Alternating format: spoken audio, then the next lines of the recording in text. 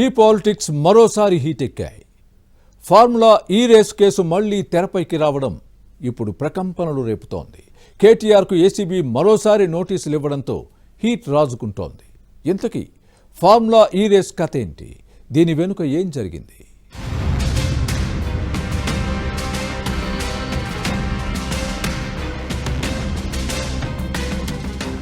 తెలంగాణ రాజకీయాల్లో కీలక పరిణామాలు జరుగుతున్నాయి. టీ పాలిటిక్స్ లో కీలక నేతలైన తండ్రి కొడుకులు వరుసగా విచారణలు ఎదుర్కొంటున్నారు. మొన్నటికి మొన్న మాజీ సీఎం కేసీఆర్ కాళేశ్వరం కమిషన్ ఎదుట హాజరయ్యారు. కాళేశ్వరం ప్రాజెక్టులో అక్రమాలపైన జరిగిన విచారణలో భాగంగా పలు ప్రశ్నలకు సమాధానం ఇచ్చారు. ఇప్పుడు మరోసారి ఫార్ములా ఈ రేస్ కేసులో కేటీఆర్ కు ఏసీబీ నోటీసులు పంపించింది. దీంతో కేసీఆర్ కుటుంబం వరుసగా విచారణలు ఎదుర్కోవడం రాజకీయంగా ఉత్కంఠ పెంచుతోంది.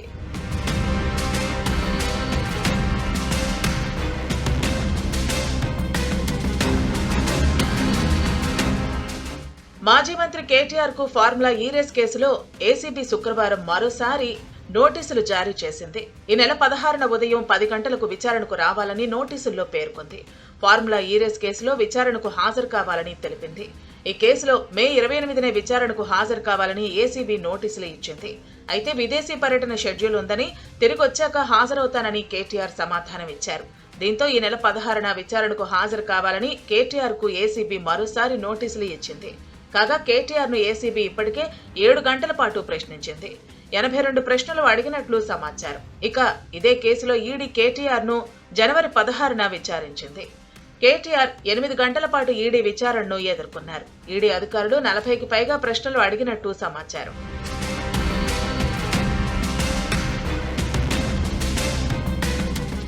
ఏసీబీ నోటీసులపై ట్విట్టర్ వేదికగా సీఎం రేవంత్ రెడ్డిపై కేటీఆర్ విమర్శలు చేశారు. న్యాయమూర్తి సమక్షంలో లై డిటెక్టర్ పరీక్షకు సిద్ధమా అంటూ సవాల్ విసిరారు. మీడియా సమక్షంలో లై డిటెక్టర్ పరీక్షకు తాను సిద్ధమన్నారు. ఫార్ములా ఈ రేస్ కేసులో దర్యాప్తుకు హాజరై ఏసీబీ అధికారులకు పూర్తిగా సహకరిస్తానని తెలిపారు. పదే పదే విచారణలతో ప్రజా డబ్బును ఎందుకు వృధా చేస్తున్నారని సీఎం రేవంత్ రెడ్డిని కేటీఆర్ ప్రశ్నించారు. నోటీసుల పేరుతో ప్రజల దృష్టి మరల్చేందుకు యత్నిస్తున్నారని మండిపడ్డారు. 44 కోట్ల రూపాయలు ఇప్పటికీ ఫార్ములా ఈ సంస్థ అకౌంట్లోనే ఉన్నా వాటిని వెనక్కి రప్పించలేక నోటీసులు పంపించారని ఆగ్రహం వ్యక్తం చేశారు. తెలంగాణకు ఎంతో పేరు తీసుకొచ్చిన ఫార్ములా ఈ రేసును అర్థాంతరంగా రేవంత్ రెడ్డి రద్దు చేశారని ఆరోపించారు. మరోవైపు రాజకీయ కక్ష సాధింపు చర్యల్లో భాగంగానే నోటీసులు ఇచ్చారని హరీష్ రావు, కవిత ఆగ్రహం వ్యక్తం చేశారు.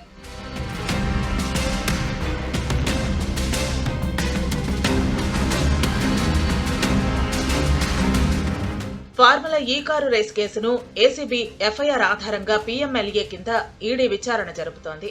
ఫెమా నిబంధనలను ఉల్లంఘించినట్టు ఈడీ అధికారులు గుర్తించారు. ఎఫ్ఈఓకు 55 కోట్లు నగదు బదిలీ, ఆర్థికపరమైన అవకతవకలు జరిగినట్లు ఈడీ అధికారులు అనుమానిస్తున్నారు.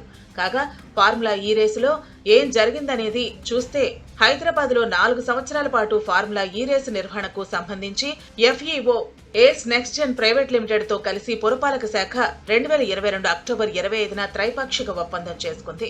ఈ ఒప్పందం ప్రకారం 2023 ఫిబ్రవరి 10, 11 తేదీల్లో నిర్వహించిన మొదటి ఫార్ములా ఈ కార్ల రేస్ సెషన్ 9కు దేశవ్యాప్తంగా అభిమానులు వచ్చినా ప్రమోటర్ ఏస్ నెక్స్ట్ జెన్ సంస్థ ఆశించిన మేరకు ఆదాయం సమకూరలేదు. దీంతో ప్రమోటర్ గా ఈ సంస్థ తప్పుకుంది. 2024 ఫిబ్రవరి 10న నిర్వహించాల్సిన 2వ దఫా సెషన్ 10 ఈ కార్ రేసు నుంచి హైదరాబాద్ పేరును తొలగించింది ఎఫ్ఈఓ. అయితే నాటి మంత్రి కేటీఆర్ 2024 ఫిబ్రవరిలో కూడా హైదరాబాద్ లోనే కార్ రేసును నిర్వహించాలని కోరారు. ప్రమోటర్ బాధ్యతలను నోడల్ ఏజెన్సీగా హెచ్ఎండిఏ చూసుకుంటుందని ఎఫ్ఈఓకు స్పష్టం చేశారు. దీని ప్రకారం 2వ దఫా ఈ కార్ రేస్ కోసం 2023 అక్టోబర్లో ఎఫ్ఈఓతో పురపాలక సంస్థ ఒప్పందం కుదుర్చుకుంది. రేస్ నిర్వహణ కోసం 100 కోట్లు వ్యయం అవుతుందని అంచనా వేశారు. ఇందుకోసం హెచ్ఎండిఏ 46 కోట్లను ఎఫ్ఈఓకు చెల్లించింది. విదేశీ కరెన్సీలో చెల్లింపులు చేసినందుకు 8 కోట్ల అదనపు పన్ను రూపంలో చెల్లించాల్సి వచ్చింది. దీనికి తోడు మరో 1,10,00,000 మేర federation of motor sports club of ఇండియాకు ట్రాన్స్ఫర్ చేసింది హెచ్ఎండిఏ. ఇలా మొత్తం సుమారు 55 కోట్ల రూపాయల మేర హెచ్ఎండిఏ ఖజానా నుంచి ఖాళీ చేశారు. విచిత్రమైన విషయం ఏంటంటే ఒప్పందంలో హెచ్ఎండిఏ పాత్ర లేకపోవడం ఆశ్చర్యం కలిగించే అంశం.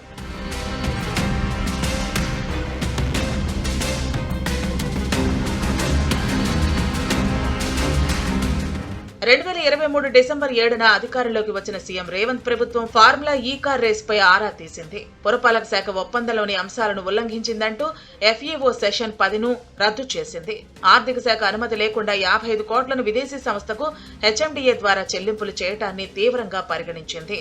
ACB విచారణకు ఆదేశించింది. దర్యాప్తు ప్రారంభించిన ACB KTR సహా సీనియర్ IAS అధికారి అరవింద్ కుమార్, HMDA మాజీ చీఫ్ ఇంజనీర్ BLN రెడ్డిలకు కూడా నోటీసులు ఇచ్చింది. ఈడీ ఎంట్రీతో కేసు మరింత హీట్ ఎక్కింది. ఈ క్రమంలోనే మరోసారి KTR కు ACB నోటీసులు జారీ చేయడంతో తెలంగాణలో ఫార్ములా ఈ రేస్ కేసు ప్రకంపనలు రేపుతోంది.